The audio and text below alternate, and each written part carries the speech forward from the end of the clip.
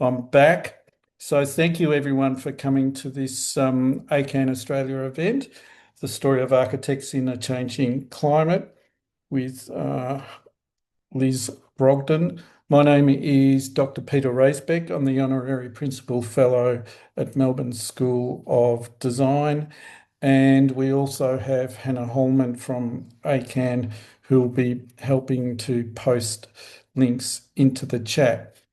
Unfortunately, our other ACAN president, as we call her informally, and collaborator, Lucy Humphrey, was going to be here, but she is unwell. So our thoughts go out to her.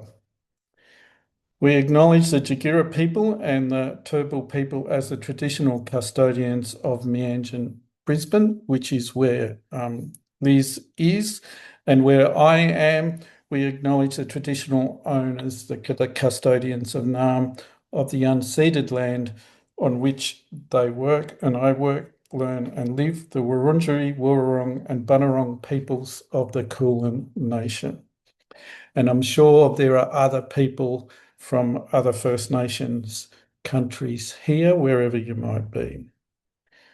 ACAN Australia recognises the unique place held by Aboriginal and Torres Strait Islander peoples as the original owners and custodians of the lands and waterways across the Australian continent, with histories of continuous connection dating back more than 60,000 years. We acknowledge their enduring cultural practices of caring for country, and we pay respect overall to elders, past, present, and future, and acknowledge the importance of Indigenous knowledge in climate action. ACAN Australia is a volunteer-driven non-profit organisation committed to tackling the climate and ecological crisis by transforming the built environment. Our purpose is to drive systemic change in architecture, construction and urban planning to influence policy, industry and public awareness by advocating for radical change. Now, we can move on to Liz. Dr. Liz Brogden is a senior lecturer at the UQ School of Architecture, Design and Planning. Through her research, she is exploring ways to advance climate action in architecture with a focus on education. Liz is focused in her career on targeted investment in university and professional education in the architectural profession to accelerate sustainability transitions in the built environment.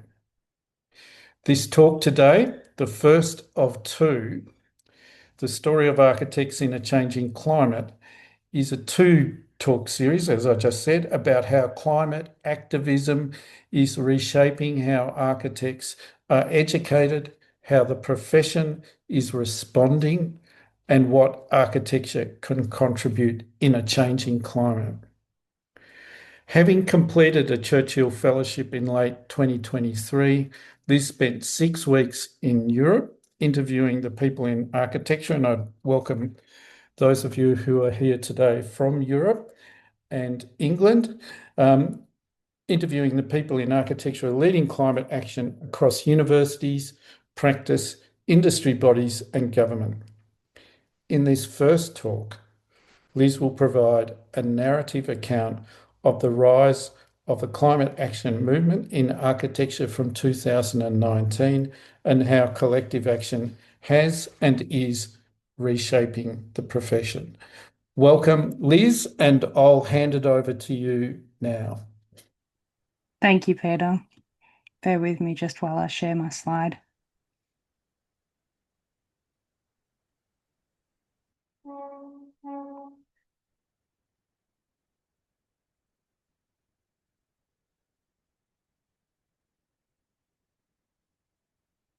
Okay. You can all see that okay? Yep. Okay.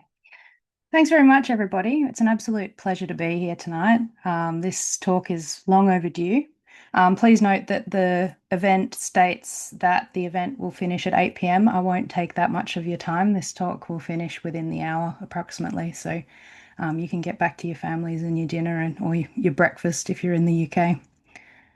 Um, Today, I'm going to be talking, as Peter mentioned, about learning that was inspired through a Churchill Fellowship project. And first, I do need to thank ACAN Australia for hosting this event tonight, and also the Winston Churchill Trust Australia for the AV Jennings sponsored travel fellowship that funded the travel that I did.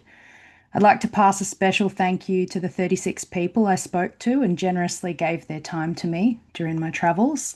There are too many people to name individually, but please do look at the full report for the list of people, which can be downloaded from the Churchill Trust's website. And last but not least, I'd also like to thank my colleagues at the UQ School of Architecture, Design and Planning for supporting this work. So, welcome to everybody online and also those who are Sylvie, listening to the recording. hello, how are you? This Good. Sorry, I was muted by mistake there somehow. So, welcome to everybody online and also to those who might be listening to the recording after the event. So, this webinar is suitable to watch as a video or to listen to as audio only, depending on your preference. So, my project is focused on this 5-year window from 2019 to 2023. And in this time, the climate movement took hold as a collective action movement in the architectural profession.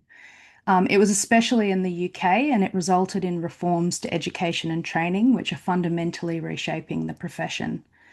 So, when I was trying to write up the final report for this project, I found myself pulled back and forth, and I knew I needed to summarize a clear set of findings. But it was the power of what I'd learned during my travels, and it lay in the stories that connected up behind those findings. So, in this story of architects in a changing climate, my aim is to weave together all the different accounts that I heard about in that 5-year window of time in which transformational change occurred in the UK and also across Europe.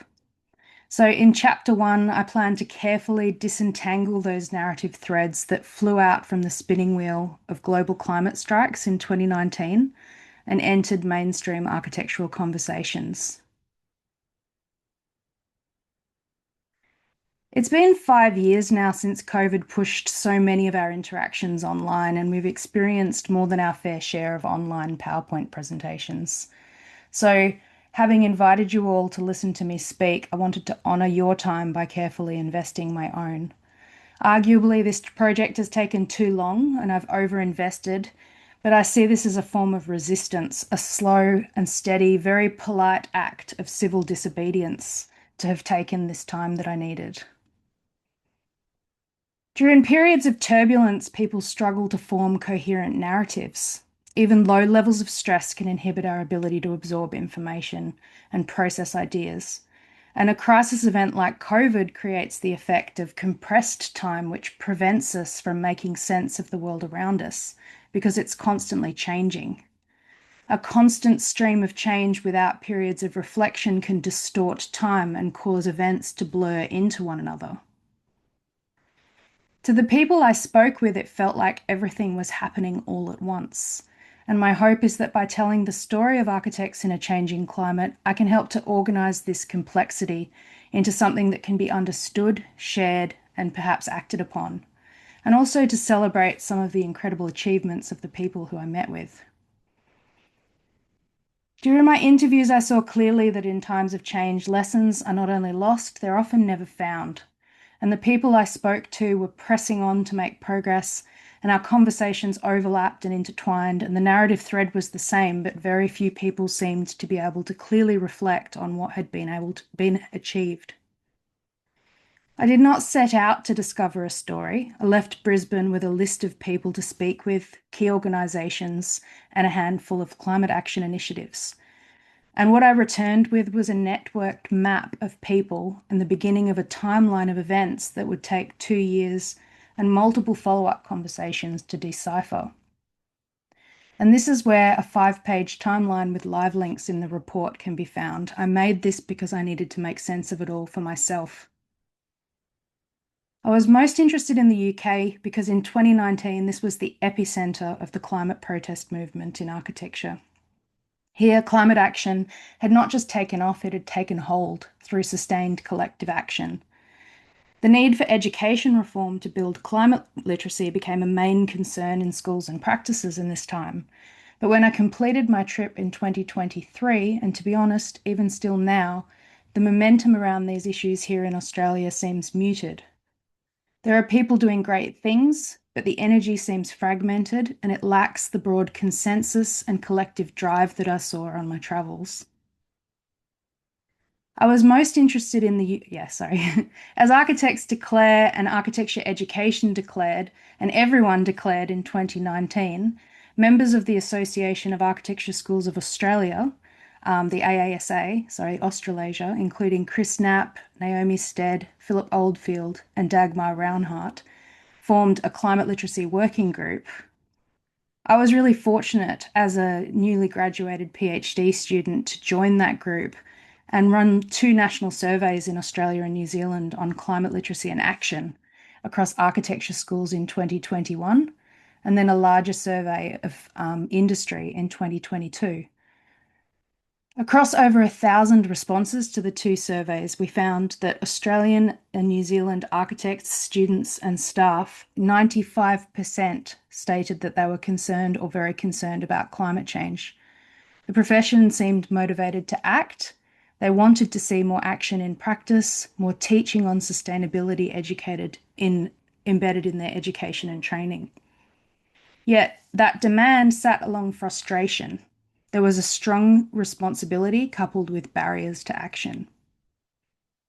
So in the months leading up to my trip, I read more than 3,000 short answer responses in those surveys, and I was sensing a disconnect between the climate action ambitions that were coming out of collective spaces and the work of professional bodies like the Australian Institute of Architects. And it wasn't so much barriers to knowledge transfer, but for poor connections in the first place. I really wanted to understand why and to explore the conditions that had enabled such widespread climate action and rapid change in another part of the world. I first travelled to Helsinki to attend the Arc for Change climate curriculum launch. The longest amount of time was spent in the UK. In London, I went to Cardiff in Wales, up to Sheffield, to Edinburgh, Dundee, and Glasgow in Scotland. I finished off in Dublin to speak with academics leading the Building Change project across 6 schools of architecture in Ireland. It was serendipitous that Finland and Ireland should bookend the UK portion of my trip, given that my view that climate action in architecture starts and ends with education.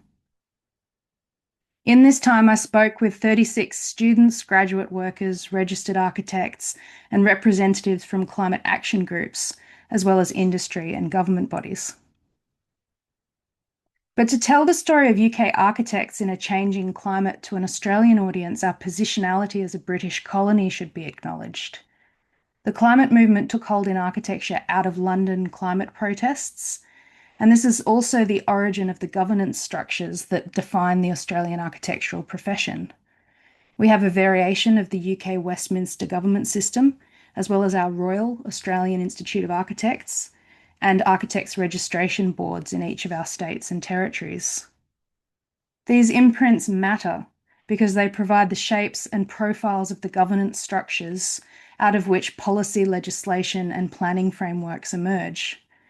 And this is not to say that I saw those structures in the UK as capable of generating the same inevitable outcomes, but I did wonder how they could provide clues for possible paths forward and also cautionary tales about what may not work. It seemed impossible not to compare and contrast these aspects and question how they shape the profession. Another factor on my trip was scale. I was so struck by the density of population and the proximity of cities, also well connected by public transport networks, and the speed at which information transfer could occur.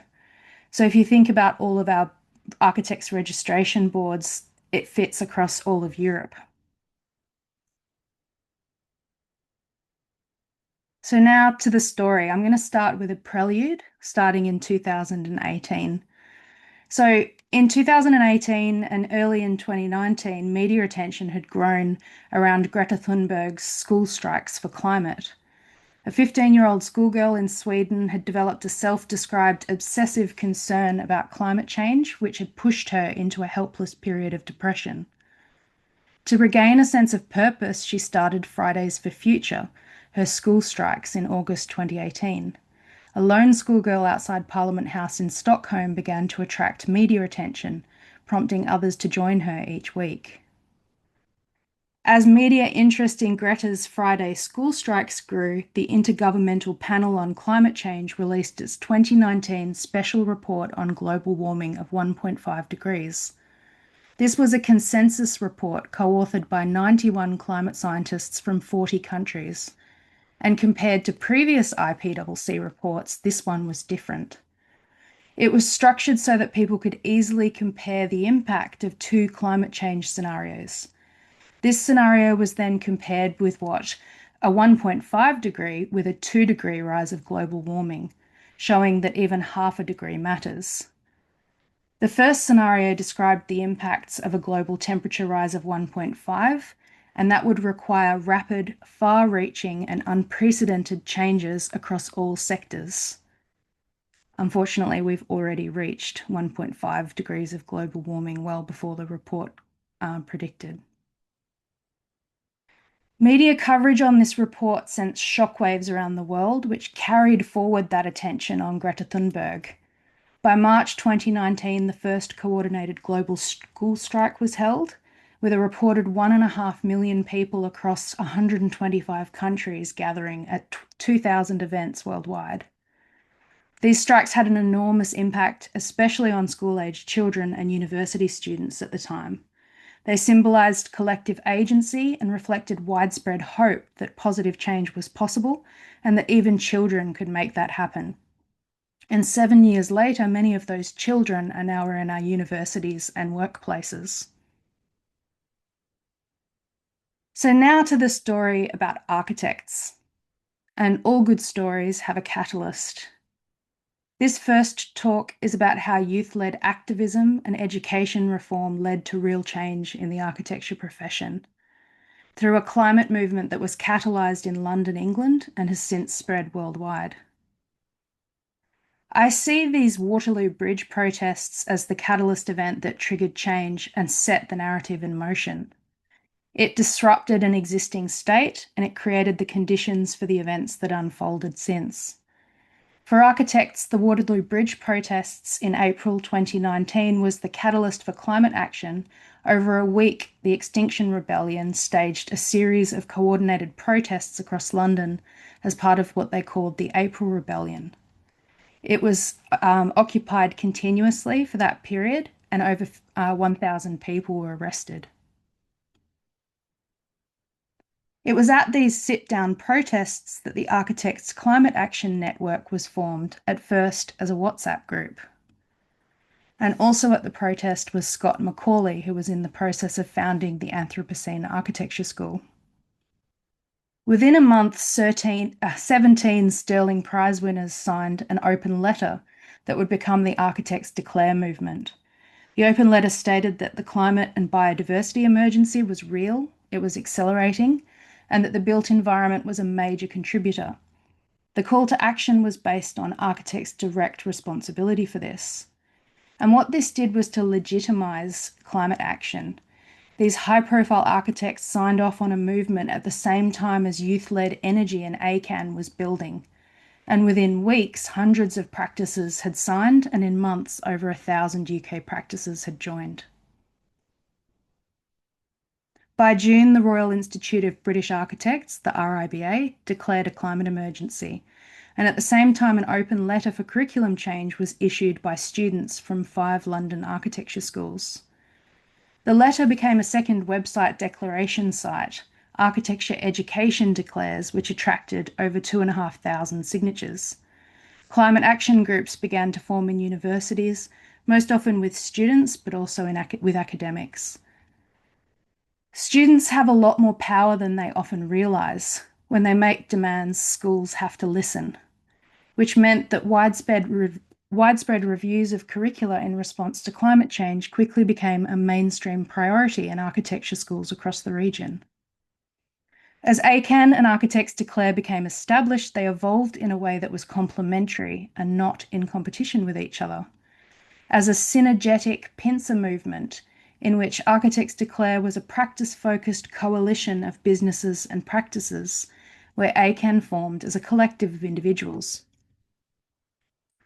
The result has been the development of two distinct cultures between the groups, with Architects Declare evolving as a self-governing body to support progress towards achieving the commitments made by its signatories and spreading worldwide, including to Architects Declare in Australia, New Zealand, and other parts of the global south. Whereas ACAM formed as a network aiming to create change through political campaigning, education, and awareness building, it also enabled anonymity for younger workers while empowering grassroots activism, regardless of the support that they were gaining within their workplace. So here is a cast of characters for the story who I'll be introducing throughout the talk. There are many acronyms and dates and names, so these visuals are intended to help me make the following details easy for you to absorb. Having begun to establish a climate action network within the profession, the movement was continuing to grow outside of the profession as well. In September 2019, the largest of the global climate strikes took place, with more than 6 million people, including school children, marching in solidarity with Greta Thunberg around the world. As part of this surge in protest events, a Rebel Rising festival was staged by the Extinction Rebellion, at which Scott Macaulay hosted his first workshop, a hackathon through the Anthropocene Architecture School.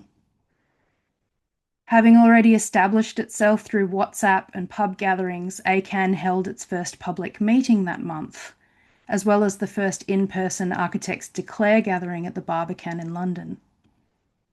September strikes and events rolled into October, in which ACAN held its first Architects Public Assembly to build its strategy, and the following month, Scott Macaulay delivered another talk on climate change in architecture education at the Royal Incorporation of Architects in Scotland. In November, the first Architects Declare conference was held at the Battersea Arts Centre, which brought together over 200 signatories. And Scott Macaulay also launched the first of 5 monthly crisis studios.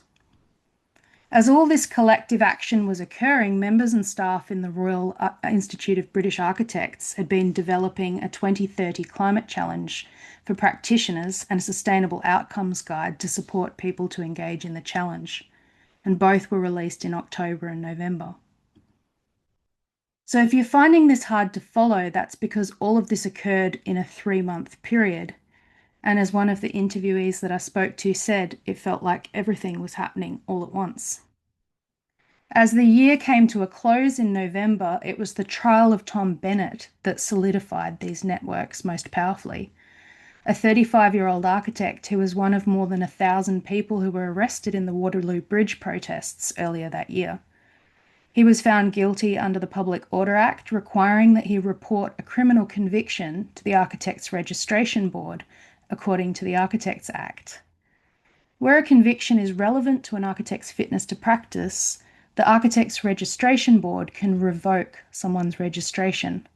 And by December, ACAN had issued an open letter to the ARB with almost 500 signatures of support, which led to a meeting that month. Ultimately, the ARB issued guidance clarifying that protesting is not prohibited under the Architects Code, and as such, the regulatory body enabled ongoing climate activism in the profession.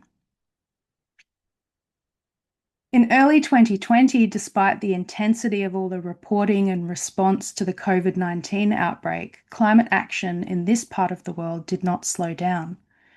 At this point, I should remind you that the UK and other parts of Europe only have a short winter break in December, which marks a pause between 2 halves of the academic calendar and the mid-year break between school terms. Whereas at this time in Australia, we had arrived at the end of both a calendar year and an academic year, and many of us close our laptops, tie up projects, and set auto replies. So, as we settled in for our slow summer period in the UK, the climate activism that had built rolled on into the new year. By January 2020, all attention was on a novel coronavirus that was spreading across the globe, which the World Health Organization had declared a public health emergency. And in March, international borders were closed to non-residents in Australia, and we were distracted from the climate action movement that had taken hold overseas. By April, the UK was similarly locked down, but the foundation for continued activism had already been laid. Social media and digital literacy had been a key enabler for climate action so far, as a movement driven by millennials online. COVID hit, and ACAN became very digital and very international. WhatsApp and Instagram became fertile ground for connection, information sharing, and shaping a collective voice. These lockdowns consolidated the online networks and accelerated climate action. Springtime energy coupled with the social isolation of lockdowns generated a strong appetite for online calls and connection, especially in the early months of the pandemic. This was also fueled by ACAN members, especially graduates and junior workers who were in lockdown without work. While still receiving an income through the UK pandemic furlough scheme, these people were seeking purpose and connection, and they were keen to continue the climate activism that had been building in the months leading up to the pandemic. Lots of people suddenly had time and they were freed up from paying the bills. These ACAN members used this free time to build a series of online events and lectures. They ran a 100-day webinar series, with ACAN coordinators from that time recalling that hundreds of people were dialing in from across the UK and beyond. With architecture schools also teaching online, there was a collective focus on making education work. These events attracted a diverse network of students, tutors, and academics online. And this part was affirming and easy to just get people talking and connected.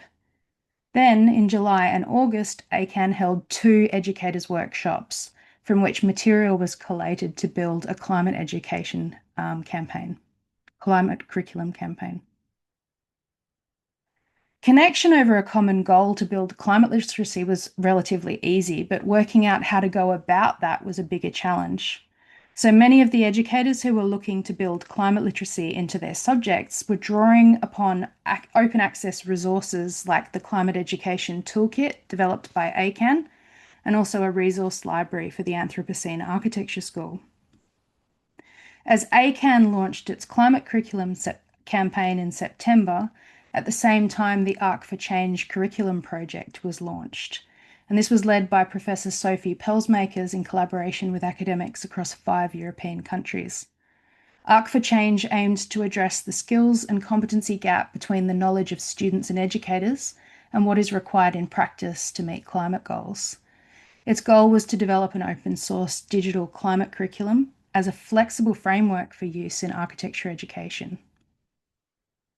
At the same time, this focus on education was being reinforced in industry through a cross-industry action group led by Mina Hassman. In January 2021, they launched their climate framework, and it was intended to provide a shared language across built environment industries and a common curriculum structure. It has these 6 holistic themes, sub-themes, and they're mapped to the Sustainable Development Goals. Impressively, this idea was endorsed by over 70 practices, professional bodies, universities, and independent organisations across the built environment sector, not just in architecture. And all these people, or characters, if you will, across Arc for Change, the Anthropocene Architecture School, the Climate Framework, and Architects Declare, were overlapping and connected through the ACAN network. For many people, workplace resistance to change felt like a battleground, and the solidarity and agency in ACAN was a refreshing change. So as 2021 rolled out and the lockdowns began to ease and the restrictions lifted, these networks came out of COVID with a strong mission. And crucially, these initiatives were endorsed and directly engaged with by the RIBA, which further validated the importance of climate action in the profession. Scott Macaulay of the Anthropocene Architecture School was named an RIBA Journal Rising Star in December. The RIBA had also launched a new education framework, and in March they incorporated the climate framework as part of its literacy knowledge schedule to inform that competency. This flowed into a survey of architecture schools in collaboration with the Standing Conference of Schools of Architecture, SCOSA, to map the climate literacy skills of educators nationally. At the same time, the RIBA continued to work with Architects Declare, developing its co-authored Built for the Environment report and gearing up for COP26, in which they jointly launched a practice guide. So the inclusion of climate literacy as a required part of architecture education was a significant shift, and it signalled climate change was no longer peripheral but central to the work of the profession. All the resources and frameworks that were being developed, the RIBA's Climate Literacy Knowledge Schedule, the Climate Framework, the ACAN Toolkit, and the Arc for Change project were confirming the same position, that architecture education in response to climate issues required a holistic, cross-cutting approach to curriculum design.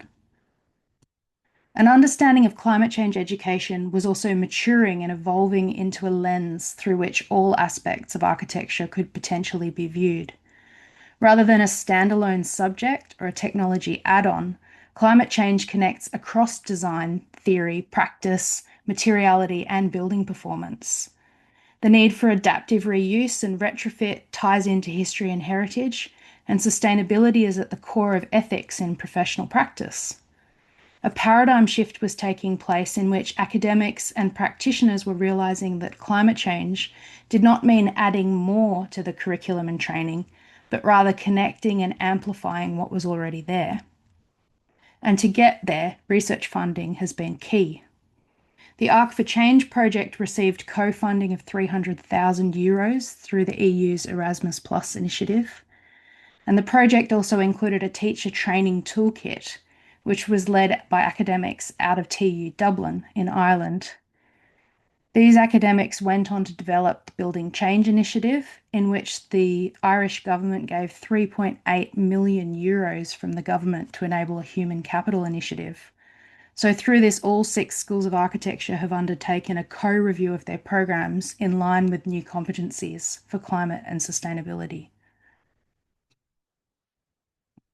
So the need for education reform in architecture is about more than university education, because as a regulated profession, these frameworks also influence training and practice towards registration and ongoing education. Education reform became a common theme from 2021, not just in response to climate change, but given the Architects Registration Board initiating a review of its competencies. This began what would become a 2-year review process and included multiple rounds of surveys, focus groups, and open consultation. People were beginning to question the basis of the structure and the pathway to registration and how difficult it was to navigate. As mentioned earlier, education reform extended to the RIBA, who updated its education framework, and also media interest was rallying public awareness about the issues in education. There were multiple education surveys at this time, including that skills survey by the RIBA, the Architects Journal, and also one by the Future Architects Front. By October, the ARB had released its first discussion document signaling big changes to come.